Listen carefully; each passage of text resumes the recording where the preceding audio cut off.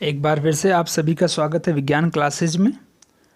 आज हम पढ़ेंगे कि कक्षा 9 के चैप्टर 3 को, जिसका नाम है परमाणु संरचना।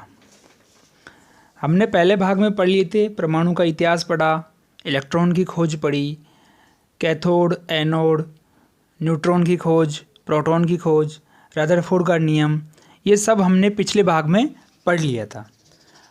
आज हम पढ़ेंगे उससे आगे। तो आज सेकंड भाग है, हम स्टार्ट करते हैं आज नील्स बोर का हाइड्रोजन परमाणु मॉडल। क्वांटम सिद्धांतों पर आधारित नील्स बोर ने, याद रखना इस बात का, क्वांटम सिद्धांतों पर, ये क्वांटम संख्याएं होती है, फिजिक्स में आती है, जो आप अगली कक्षाओं में जल्दी सीखने को मिलेगा आपको। क्वांटम सिद्धांतों पर आधारित नील्स बोर ने सन 1912 में हाइड्रोजन परमाणु मॉडल दिया। अब 1912 में ये मॉडल किसने दिया? नील्स बोर ने। इसमें क्या क्या बातें थी देखते हैं। हाइड्रोजन में इलेक्ट्रॉन वर्ताकार रूप से निश्चित जगह या किसी निश्चित कक्षा में चक्कर लगाता है, जिसे कक्ष कोश कहते हैं। जैसा कि आपको डायग्राम में यहाँ पर दिख रहा होगा। जैसे कि आप रोज़ स्कूल में जाते हैं, जैसे आप 9th में है, 10th में है, या जिस भी क्लास में आप, तो रोज़ जाकर आप उसी कक्षा में पढ़ते हैं। ऐसे थोड़ी आप 9th का बच्चा 10th में जाके बैठ जाएगा या 12th में जाके बैठ जाएगा। उसी प्रकार नील्स बोर ने बताया कि इलेक्ट्रॉन नाभिक के चारों ओर वर्ताकार रूप में एक निश्चित कक्षा में चक्कर लगाते हैं। इन कोश को K, L, M, N, O, P extra ये चलते जाएंगे, या इनको 1, 2, 3, 4 के द्वारा दर्शाया जाता है। अब इन कोश का एक नाम दे दिया गया 1, 2, 3, 4 या KLMN, जैसे 1 से लेकर 10th क्लास या 12th क्लास, तो वो इनका कोश का क्या हो गया? नामकरण हो गया, ताकि इनको आराम से पहचाना जा सके। इलेक्ट्रॉन उच्च कक्षा से निम्न कक्षा में जाता है तो ऊर्जा का उत्सर्जन करता है। याद रखना इस बात का। जैसे मान लीजिए कोई इलेक्ट्रॉन है जो ऊपर की कक्षाओं में है, अगर उनको ऊपर से नीचे की कक्षाओं में आना है तो उनको अपनी ऊर्जा का उत्सर्जन करना पड़ेगा। जैसे देखते हैं इधर, जैसे मान लीजिए K है, ये L है, ये M है, ये N है, आगे आगे चलते जाएंगे। अगर यहाँ पर कोई इसी कक्षा में कोई इलेक्ट्रॉन है, अगर वो इधर नीचे आना चाहता है, M से किधर आना चाहता है? L की तरफ, तो उसको अपनी ऊर्जा देनी पड़ेगी, ऊर्जा का उत्सर्जन होगा। लेकिन अगर नीचे की कक्षाओं से अगर ऊपरी कक्षाओं में जाता है तो ऊर्जा का क्या करेगा? वो अवशोषण। कौन? इलेक्ट्रॉन। ठीक है। उत्सर्जन तथा निम्न से उच्च कोश में ऊर्जा का अवशोषण करता है। 4 नंबर पॉइंट है इलेक्ट्रॉन का कोणीय संवेग MVR। M का मतलब हो गया उसका इलेक्ट्रॉन का मास, यानी कि उसका द्रव्यमान। V हो गया इलेक्ट्रॉन का वेग या वेलोसिटी, और R है उस इलेक्ट्रॉन की त्रिज्या या रेडियस।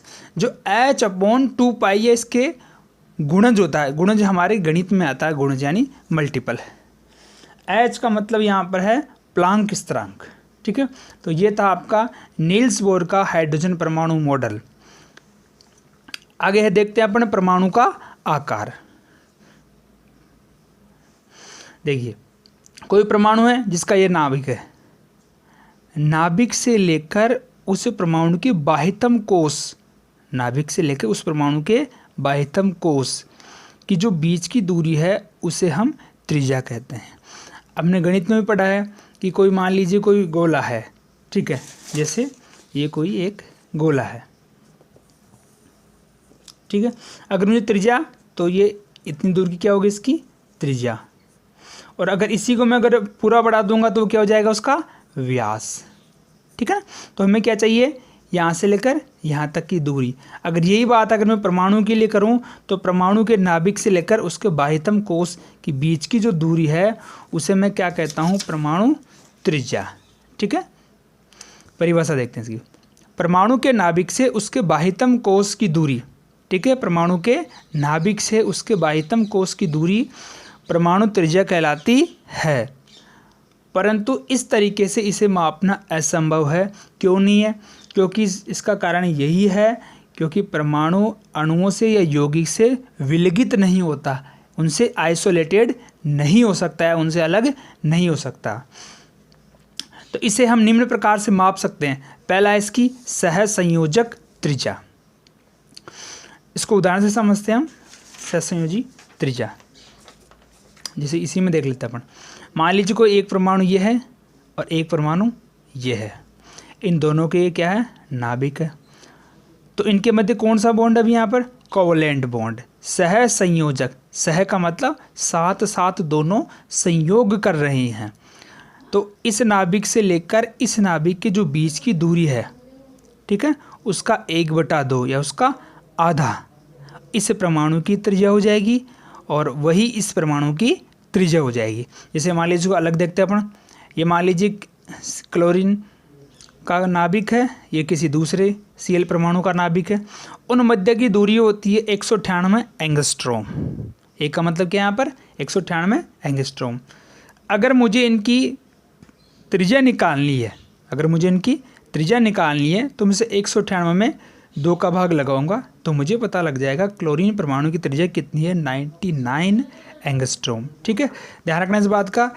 1 एंगस्ट्रॉम में 10⁻8 सेंटीमीटर होता है। यह भी एक दूरी मापने का, लेकिन कब मापते हैं इनका प्रयोग, जब दूरी का मान बहुत कम होता है।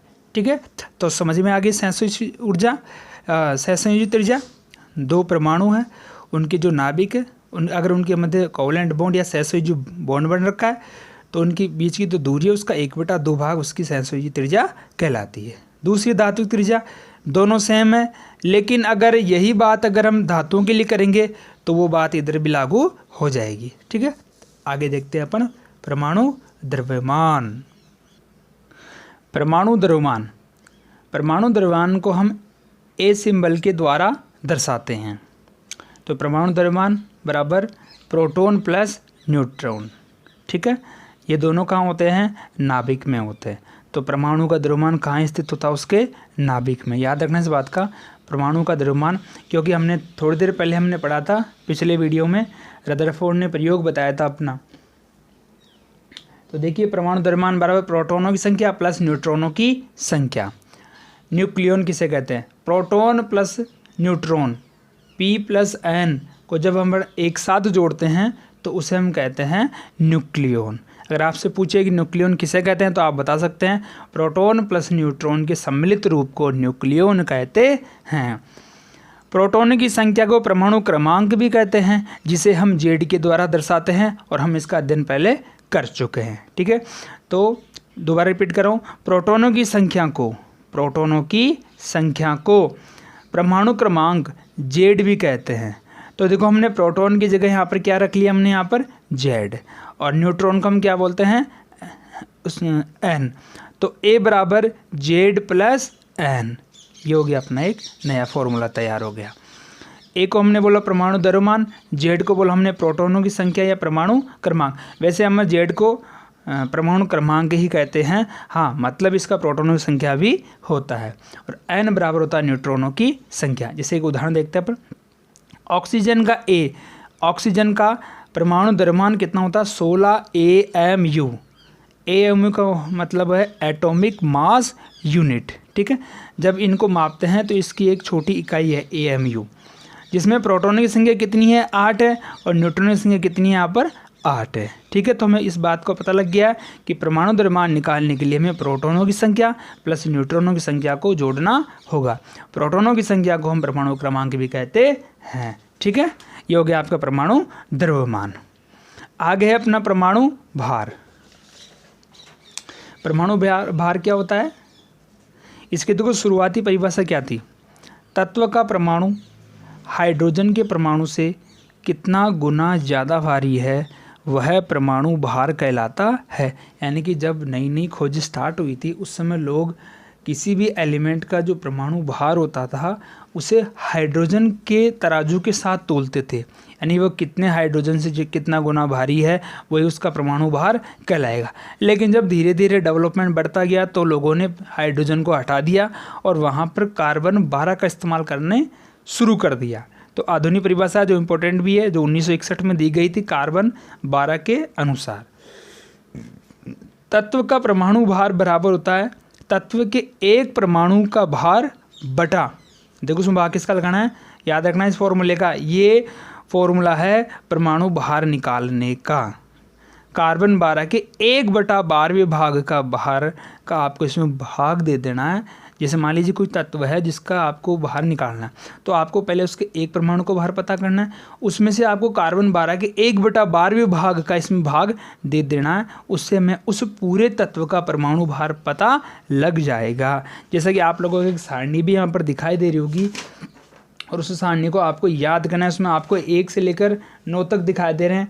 Hydrogen, helium, carbon, nitrogen, oxygen, sodium, magnesium, aluminium और क्लोरीन, इन सभी के परमाणु क्रमांक भी दे रखे हैं, आपको दिख रहे हैं सेकंड टेबल नंबर पे। और उसके आगे इसकी द्रव्यमान संख्या, और लास्ट में दे रखा है इसका परमाणु भार। जो परमाणु भार हमें दे रखा है AMU में, एटॉमिक मास यूनिट में इसको दे रखा है। ठीक है, आगे देखते हैं अपने परमाणु का मौलिक कणों पर आवेश। तो ये भी आपको देखो टेबल में देखना पड़ेगा।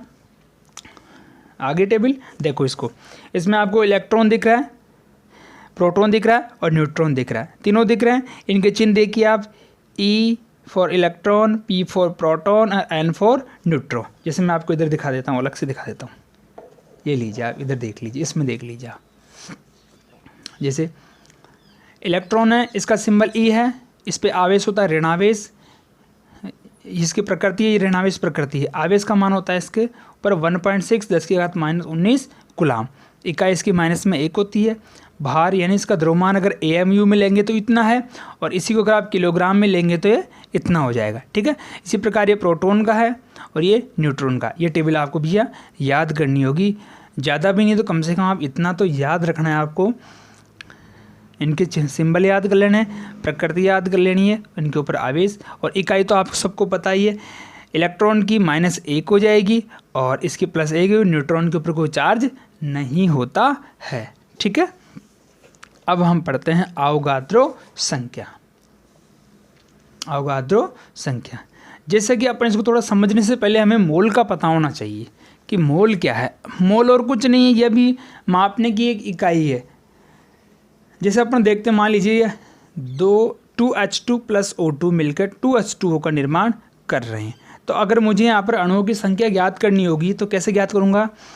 2H2 यानी यहाँ पर मैंने हाइड्रोजन कितने अणु लिए? यहाँ पर मैंने 2 अणु लिए हैं।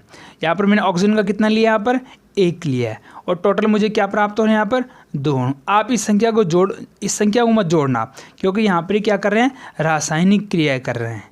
तो यहाँ पर आप पता लग सकते हैं कि हाइड्रोजन का मैंने 2 अणु लिया, इधर मैंने 1 अणु लिया, और ये 2 अणु जल का निर्माण हो गया। अब समझते देखो, इस प्रकार हम अभिक्रियाओं में भाग लेने वाले पदार्थों की मात्रा ज्ञात कर सकते हैं। इसलिए पदार्थ की मात्रा पता लगाने हेतु एक नई इकाई को इजाद किया गया, नई इकाई की खोज की गई, जिसे हम मोल कहते हैं। मैंने पहले बोला था जिसे अपन ग्राम, किलोग्राम, टन, क्विंटल लेते हैं, उसी प्रकार जब बात पदार्थ की अणुओं की होती है तो उसको अपन मोल में मापते हैं। तो परिभाषा देखते हैं। किसी पदार्थ के 1 मोल का द्रव्यमान, किसी पदार्थ के 1 मोल का द्रव्यमान उस पदार्थ के परमाणु भार जो ग्राम में है अथवा अणु भार ग्राम के बराबर होता है। ये सिंपल सी परिभाषा थी आपके लिए, फिर से रिपीट कर रहा हूँ। किसी पदार्थ के 1 मोल, अगर किसी पदार्थ का मुझे 1 मोल का द्रव्यमान का पता करना है तो वह 1 मोल उस पदार्थ के परमाणु भार या अणु भार के बराबर होता है। ठीक है, जैसे H2O, हाइड्रोजन एक हाइड्रोजन का 1 होता है, 1 ग्राम होता है, तो 2 हाइड्रोजन का हो गया 2, तो इसको अपन करेंगे 2, और ऑक्सीजन का कितना होता है? 16, तो 2 + 16 बराबर 18 ग्राम। कार्बन का अपन देखते हैं 12 ग्राम होता है, आदि 1 मोल पदार्थ के बराबर होते हैं। आगे देखते हैं अपन, सभी पदार्थों के 1 मोल में उसके कणों, अब कणों में क्या कह रहा है? परमाणु आयन अणु की संख्या निश्चित होती है, जिसे अवोगाद्रो संख्या कहते हैं। रिपीट कर रहा हूँ मैं, वापस से सुन लेना। सभी पदार्थों के 1 मोल में उसके कणों, अब कणों में क्या कह रहा है? परमाणु अणु आयन की संख्या फिक्स होती है, जिसे हम अवोगाद्रो संख्या कहते हैं, जिसे अपन Na के द्वारा भी यहाँ पर दर्शा रहे हैं। तो देखो, जैसे देख लेते अपन H2O, इसका बाहर मुझे भी पता है कि 18 ग्राम है, जो किसके बराबर है? 1 मोल के, और इसका मान होता है 1 मोल का 6.022 गुणा 10 की घात 23 अणु, अर्थात एक मोल में इतने अणुओं की संख्या होती है। कितने अणु देखो आप, 6 के आगे 6.02 के आगे आपने 23 शून्य लगा देनी है, उतने अणु यहाँ पर मौजूद होंगे। कहने का मतलब आप तो 6022 6022 के आगे आप 20 जीरो लगा दो, इतने अणु होते हैं एक मोल में। ठीक है, अवोगाद्रो संख्या का मान होता है जो यूनिवर्सल मान है, आपको सीधा याद करना है, क्योंकि ये तो प्रयोगों के द्वारा या प्रेक्षणों के द्वारा ज्ञात किया गया, जिसका मान है 6.022 10 की घात 23 N, और कुछ नहीं है, ये एक मोल में उपस्थित अणुओं की संख्या है। अब देखिए, याद रखना भाई, ये अवोगाद्रो ने खुद ने खोज नहीं की इसकी, इसको तो बस सम्मान दिया गया था इटली वालों ने। यह नाम इटली के एमिडियो अवोगाद्रो के सम्मान में रखा गया। Note, normal temperature and pressure, इसको एनटीपी लिखते हैं शॉर्ट में।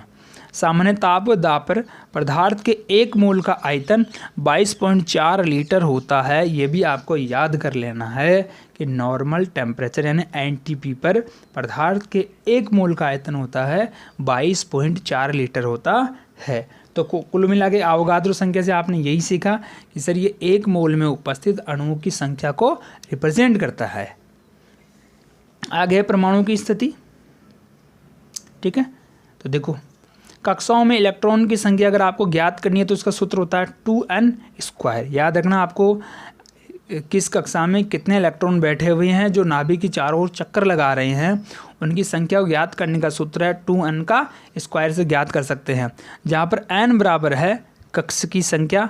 कक्ष जिसे आपने पढ़ा था अभी, KLMN या 1 2 3 4। जैसे मान लीजिए पहली कक्षा है यहाँ पर, इधर देखिए अपन निकाल लेते हैं इसको, अभी समझ में आ जाएगा। जैसे कक्षा यहाँ पर क्या है, पहली कक्षा है जिसका नाम क्या है K, पहली कक्षा है जिसका नाम क्या है यहाँ पर K। उसी प्रकार ये दूसरी कक्षा है जहाँ पर नाम क्या है इसका L, फिर तीसरी है M, 4 है N, 5 है, मतलब ऐसे धीरे धीरे आगे बढ़ता जाएगा। ठीक है, अब मैं इसको निकालता हूँ, देखो एक को निकालता हूँ पहले मैं आपको निकाल के। 2n² सूत्र याद कर लेना। तो n का मान यहाँ पर कितना है, देखो ये n है, तो मैंने यहाँ पर फॉर्मूले में लगाया 2 गुणा 1 की घात 2 बराबर 2 हो गए। ठीक है, सबको दिख रहा है यहाँ पे। अब आगे निकाले अपन, 2n² बराबर 2 गुणा 2 की घात 2। एक बार मैं पहले लिख देता हूँ, तो कितने आएंगे इसका आंसर अपने पास में 8। ठीक है, आंसर कितने आगे इसके 8। अगर आपको m का अगले तीसरी कक्षा में इलेक्ट्रॉनों को पता करना है तो आप कैसे लिखेंगे, वही 2n² का फॉर्मूला लगाएंगे यहाँ पर और लिखेंगे 2 गुणा 3 की घात 2 बराबर क्या आ जाएगा यहाँ पर 18। ठीक है, इसी प्रकार अगले 4 नंबर कक्षा का आपको पता लगाना है कितने इलेक्ट्रॉन है, वही 2n² बराबर 2 × 4 की घात 2 बराबर, सोल्व करेंगे तो कितना हो गया ये 32। ठीक है, उसी प्रकार आपको 5वीं कक्षा का पता करना है कि इसमें कितने इलेक्ट्रॉन बैठे हुए हैं, तो वही सूत्र लगाएंगे अपना 2n², तो 2 गुणा 5 की घात 2 बराबर कितने हो गए भाई, ये लगभग हो गए 50 हो गई। ठीक है, इस प्रकार से आप इलेक्ट्रॉनों की संख्या ज्ञात कर सकते हैं। अगर देखो वीडियो पसंद आया तो लाइक ज़रूर करना, क्योंकि आपके लाइक से हमें पता लगता है कि आपको कितना समझ में आ रहा है। ठीक है, चैनल को सब्सक्राइब करें और दोस्तों के साथ में ज़्यादा से ज़्यादा ज़रूर शेयर करें इसको। ठीक है, पढ़ते हैं अपन आगे, चलिए आगे चलते हैं अपन। हाँ जी, देखो ये पॉइंट है, आपको बताता हूँ, 2 8 8 18 आगे चलता जाएगा। इसी क्रम में इलेक्ट्रॉनिक विन्यास को लिखा जाता है, जो आपको किस में देखना है, आपको टेबल में देखना है। टेबल आपको डिस्प्ले हो रही होगी इधर, और नहीं तो मैं आपको दिखा देता हूँ, देखो कैसे आपको टेबल समझा देता हूँ मैं, इधर देखो। लेकिन बेटा ये आपको याद करनी होगी, ये आपको याद करनी है। हम 1 से लेकर 20 तक लिखते हैं। ये एलिमेंट का नाम है, जैसे पहला है हाइड्रोजन नाम है। ठीक है, प्रतीक है H के द्वारा दर्शाते हैं। परमाणु क्रमांक, यानी परमाणु क्रमांक और कुछ नहीं, एक तरीके से रोल नंबर है बस है, कि आवर्त सारणी में इनको बस सीटिंग अरेंजमेंट दे दिया गया है। ठीक है। और अपन ने अभी जेड अभी देखा था, परमाणु क्रमांक का मतलब क्या होता है, एक है, इसका इलेक्ट्रॉन विन्यास भी एक ही है। क्यों? क्योंकि इसमें एक ही इलेक्ट्रॉन है, ठीक है। हीलियम है, ये 2 पे है, ये 2 पे है, ठीक है, 2 हो गया, ओके। क्योंकि अभी हमने देखा ना 2, 8, 8, 18, इस प्रकार से इनका इलेक्ट्रॉन विन्यास लिखना। 3 पे है लिथियम, लिथियम में सिंबल हो गया, इसको लिखेगा अपन 2, 1। बेरिलियम, और इसका हो गया 4। आप टेबल देखिए, मैं थोड़ा सा आपको ऐसे रफली समझाता हूँ। जैसा कि अपन ने देखा कि आपको इलेक्ट्रॉन विन्यास लिखना है तो इस प्रकार लिखना, 2, 8, 8, 18, इतना तक ले लो भी अकेले। जैसे मान लीजिए कोई परमाणु है 10 पे है, जैसे 10 पे आपको टेबल में दिख रहा होगा कौन है यहाँ पर, नियोन है। तो इसमें 10 इलेक्ट्रॉन है, तो आप लिखेंगे ऐसे इसको 2, 8, ठीक है। जैसे आप लिख लो 12 लिख लेते हैं, 12, तो 12 को आप कैसे लिखेंगे, 2 और 8 तो लिखना है आपको, और आगे कितने बच गए, 10 हो गए, 2, ये लो 2। इस प्रकार से आपको इनका इलेक्ट्रॉनिक विन्यास लिखना है। किसी का भी एग्जाम्पल लेके देख लिया आप, जैसे आप 20 का ले लीजिए, आप 20 पे कौन आता है अपना, कैल्शियम, तो लिखें इसका 2, 8, 8 और लास्ट में 2, टोटल देखो 10, 18 और 2, 20। इस प्रकार से आप इनका इलेक्ट्रॉन विन्यास लिख सकते हैं। फटाफट देखते हैं, अभी वीडियो लंबा हो जाएगा नहीं। अब देखते हैं अपन समस्थानिक, इसको याद कर लेना, इसको पढ़ लेना, और समझ में नहीं आया तो कमेंट करना, और आपके लिए अलग से वीडियो बनवा देंगे। समस्थानिक, समस्थानिक जिसे अपन बोलते हैं आइसोटोप। समस्थानिक का अर्थ होता है समान स्थान से, समस्थानिक का मतलब समान स्थान से। एक ही तत्व के परमाणु, एक ही तत्व के परमाणु जिनकी परमाणु संख्या तो समान होती है, जिनकी परमाणु संख्या तो समान होती है लेकिन द्रव्यमान संख्या अलग अलग होती है, समस्थानिक कहलाते हैं। सीधा सा है, कुछ भी नहीं है इसमें, याद रखना इस बात को कि एक ही तत्व के परमाणु होने चाहिए जिनकी परमाणु संख्या तो समान है, अर्थात जेड तो क्या है यहाँ पर, समान है, यानी प्रोटॉनों की संख्या तो क्या है यहाँ पर, समान है, लेकिन द्रव्यमान संख्या अलग अलग होती है, उन्हें समस्थानिक कहते हैं। जैसे अपन देखते हैं हाइड्रोजन की समस्थानिक कितने होते हैं यहाँ पर, 3 है। जैसे डायग्राम में देखते हैं आपको 1H1, 1H2, 1H3। आपको एक चीज़ मैं बता देता हूँ कि मान लीजिए कोई परमाणु है जिसको अपन X से दर्शा रहे हैं, जो इसकी खोपड़ी के ऊपर लिखेंगे वो होता है उसका परमाणु भार, A से दर्शा रहे हैं, और इसके नीचे की तरफ लिखेंगे वो क्या होती है, इसकी परमाणु संख्या, जिसे हम किससे दर्शा रहे हैं, Z से। और हमने पहले पढ़ लिया कि परमाणु संख्या Z का मतलब क्या होता है, प्रोटॉनों की संख्या, ठीक है। तो देखिए हाइड्रोजन 1H1 यानी एक प्रोटॉन है उसमें बस, ओके। ड्यूटेरियम 1H2 यानी परमाणु क्रमांक तो समान है, परमाणु क्रमांक तो समान है, लेकिन यहाँ पर देखिए आप इधर थोड़ा सा चेंजेज हो जा रहा है, ठीक है ना। तो 1H1 यानी एक न्यूट्रॉन के साथ में एक प्रोटॉन भी है, 1p 1n, ठीक है ना। इधर देखिए ट्राइटेरियम, इसको अपन लिखा 1H3। देखो इसका परमाणु बाहर चेंज हो रहा है यहाँ पर, या द्रव्यमान संख्या इसकी बदल रही है, इधर 1 थी, इधर 2 थी, इधर 3 थी, यानी इसका परमाणु बाहर तो इधर बदल रहा है, लेकिन इनकी परमाणु क्रमांक या जेड चेंज नहीं हो रहा है। इन्हीं को अपन हाइड्रोजन, ड्यूटेरियम, ट्राइटेरियम, इस प्रकार की कोई व्यवस्था होती है उसे हम समस्थानिक कहते हैं, ठीक है। आगे लास्ट टॉपिक अपना समभारिक। ये समस्थानिकों के विपरीत होता है, समस्थानिक के विपरीत होता है। अलग अलग तत्वों के परमाणु जिनकी द्रव्यमान संख्या तो समान होती है परंतु परमाणु क्रमांक अलग अलग होते हैं, आइसोबार कहलाते हैं। समभारिक का मतलब समान भार। जैसे अपन ने अभी थोड़ा ऊपर देखा, अपने समस्थानिक को देखा तो उसमें थोड़ा चेंजेज आ रहा था, उसमें परमाणु क्रमांक समान आ रहे थे। इधर देखो आप, इधर परमाणु भार, समभारिक यानी समान भार। तो यहाँ पर दोनों का देखो भार 40-40 आ रहा है दोनों पे।